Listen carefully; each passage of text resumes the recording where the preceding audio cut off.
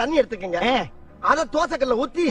அதுக்குன்னு வழக்கமா ஒரு விளக்கமாறு வச்சிருப்பீங்கல்ல, ஆமாங்க, அத அடிப்பக்கமா திருப்பி சரிங்க, வரட்டு வரட்டு வரட்டுன்னு ஒரு 4 இழுப்பு இழுத்து சரிங்க, நல்லா கழுவி விட்டுருங்க. சரிங்க. ஒரு கிண்ண நிறைய மாவு எடுத்து பெரிய ரவுண்டாவும் இல்லாம சின்ன ரவுண்டாவும் இல்லாம பொதுவா ஒரு ரவுண்ட ஊத்தி 4-5 வெங்காயத்தை போட்டு அள்ளி பொடி பொடி பொடியா